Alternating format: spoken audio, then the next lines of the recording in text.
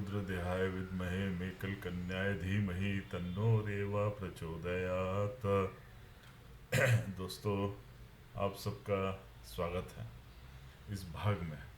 इसका शीर्षक आपने देखा, ये 71वां भाग है और इसका शीर्षक आप लोगों ने देखा, फिर वही शाम, वही गम, वही तन्हाई है, दिल को समझाने तेरी याद चली आई है। तो मैया के भक्त समझ गए होंगे मैं किस बारे में कह रहा हूँ।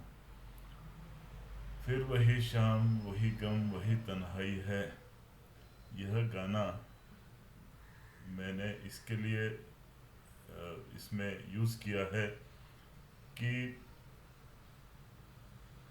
यह इस जीवन के चलते चलते कई बार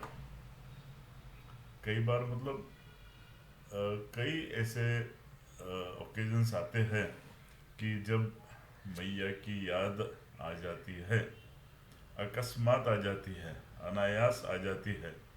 कोई उसके लिए विशेष प्रसंग की आवश्यकता ऐसी नहीं है। राह चलते चलते आ जाती है, सोते सोते आ जाती है, भोजन करते वक्त तो अक्सर आ जाती है। किसी न किसी बात को लेकर संदर्भ मैया की परिक्रमा से जुड़ा हुआ रहता है। तो तब मैं काफ़ी बार सोचता हूँ कि ऐसे कितने ही स्थान अभी बाकी है, कितने ही प्रसंगों के बारे में अभी कहना बाकी है जो मैं यहाँ पे अभी तक जिसका कथन हुआ नहीं है। तो आज का यह भाग इन्हीं भावों को व्यक्त करने के लिए मैं यूज़ कर रहा हूँ, क्योंकि इन सब यादों को न्याय देना भी आवश्यक है। अधिकांश सोते वक्त तो कुछ पाठ वगैरह करके नींद लग जाती है। फिर सुबह जब नींद खुलती है 3:30 पौने 4 बजे, तो अधिकांश मैया जी के किनारे पे व्यतीत की गई रातें, वो सुबह सुबह के दृश्य, कैसे सुबह हम उठते थे, कैसे बाहर जाते थे, कैसे जंगलों में घूम के वापस आना पड़ता था, कैसे स्नान करते थे, कैसे पूजा आरती संपन्न होती थी, कैसे चाय पीते थे, कैसे भोजन प्राप्त करते थे, यह सब यादें। तो मैं बहुत दिनों से सोच रहा था कि एक फेरिस्त बना लूँ, एक चेकलिस्ट बना लूँ, ताकि इन सब स्मृतियों को यथा यथा योग्य न्याय दे सकूं। तो आज का भाग ऐसा है। अब जब विशेष बात इसके ऊपर जब हम फोकस कर रहे हैं, तो कई ऐसे स्थान हैं जिनके विषय में मैं आमची परिक्रमा में या अविरत परिक्रमा में पहले कुछ कह चुका हूँ, मराठी में कह चुका हूँ। अब जैसे भगवत गीता के विषय में हम कहते हैं कि नित्य नूतन गीता तत्व, ये खुद शंकर जी ने पार्वती जी को कहा है कि नित्य नूतन गीता तत्व। जैसे गीता को जीवन के जिस जिस उम्र में, जिस मोड़ पर हम उसके बारे में सोचते हैं, कहते हैं, अभ्यास करते हैं, वह हर बार उसका एक नया दृष्टिकोण उभर के सामने आता है। उसी प्रकार से मैंने सोचा है, मैंने अक्सर देखा है कि मैया जी के बारे में अलग अलग समय पे अध्ययन करने से अलग अलग दृष्टिकोण प्रतीत हो जाते हैं। तो मैया के वो स्थान अभी 2 श्रेणियों में मैं रखना चाहूँगा, अगले कथन जिसके ऊपर आधारित कर सके। 2 नहीं, ये काफ़ी करीब 2-3 श्रेणियाँ हो जाती है। तो पहला श्रेणी ऐसी है जिसमें ऐसे आश्रम स्थान जिनका अभी तक वर्णन नहीं हुआ है, आमची परिक्रमा में, अविरत परिक्रमा में, जिनके बारे में कुछ कहा नहीं है, और दूसरा, ऐसे स्थान जो एक बार झलक दिखा चुके हैं, तो जाहिर है कि वो मराठी में हुए होंगे, लेकिन फिर से कथन हेतु उन भावों की तरफ से आग्रह हो रहा है, या मैया जी आग्रह कर रही है कि इन स्थानों के विषय में और अधिक कुछ कह सकूं, ऐसा मैया जी का आग्रह है।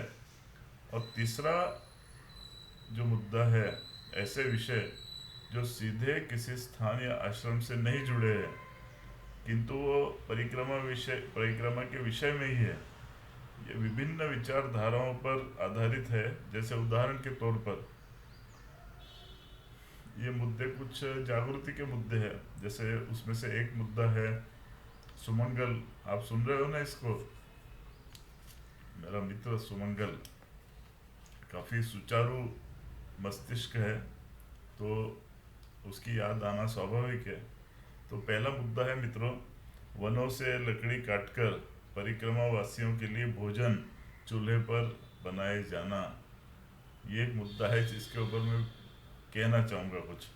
दूसरा मुद्दा है मैया जी के जल की स्वच्छता, या कहिए अस्वच्छता, जो कि प्रवाह में साबुन शैम्पू के प्रयोग से होती है, कपड़े धोने से होती है, कचरा कूड़ा मैया में प्रवाहित करने से होती है। और तीसरा, ग्रामवासियों के घर में संडास बने हुए हैं, आश्रमों में भी संडास बने हुए हैं, किंतु वह सब परिक्रमा वासियों के लिए उपलब्ध न होना, उनके कारणों में जाकर विचार करके उसका कुछ निदान ढूंढना, कि आपके पास टॉयलेट्स बने हुए हैं फिर भी उसका इस्तेमाल करने की आप अनुमति नहीं देते हैं, तो इसके पीछे उनकी भी कुछ वेदनाएं हैं, तो वो जरा उजागर करना, और कोई देखे अगर सॉल्यूशन निकल सके तो। चौथा मुद्दा है मैया के किनारे पे बसे कई गांव में, खास तौर पे मंडला, दिंडोरी, अनूपपुर, इन जिलों में पेयजल की समस्या बनी हुई रहती है। हैंडपंप रहते हैं, किंतु पानी काफ़ी गहराई पे रहता है, और अक्सर एक दो बार पानी निकालो तो पानी ख़त्म हो जाता है। तो इस विषय में क्या कुछ तकनीकी तौर पर किया जा सकता है? फिर इसके अलावा कई और मुद्दे भी हैं जिसको पहले स्पर्श हो चुका है, किंतु और अधिक गहराई में सामूहिक विचारों की आवश्यकता है।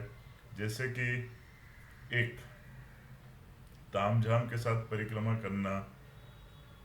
तामझाम का मतलब है एडवांस्ड गैजेट्स अपने साथ में रख के परिक्रमा करना। दूसरा, झुंड में परिक्रमा करना। तीसरा, आश्रमों में अस्वच्छता, और उसके साथ साथ परिक्रमा वासियों के लिए संतुलित अनुशासन का अभाव। पांचवा, ग्रामवासियों को, आश्रमों को, परिवारों को आर्थिक मदद परिक्रमा पूर्ण होने पर कैसे की जा सकती है, इसके बारे में कुछ विचार करना। तो मैया जी से निवेदन है, यथाशीघ्र इन सब मुद्दों पर कुछ लिखूं कहूं, इसके लिए प्रेरणा देती रहे। ये काफ़ी मुद्दे हैं और काफ़ी कुछ इसके ऊपर कह सकता है, लेकिन उसके लिए एक जिसको कहते हैं उर्दू में माहौल, वो माहौल बनना चाहिए। माहौल बना तो फिर वो अकॉर्डिंगली अपन कह सकते हैं। तो मित्रों, इतना ही इस भाग में कहना चाहूँगा, और आप सबकी राय मैं आमंत्रित करता हूँ। ज़रूर लिखिए टिप्पणियों में। और अभी मैया जी की गायत्री के साथ इस इस भाग का समारोह करना चाहता हूँ। ओम रुद्रदेहाय विद्महे मेकल कन्याय धीमहि तन्नो रेवा प्रचोदयात। नर्मदे हर, नर्मदे हर, नर्मदे हर।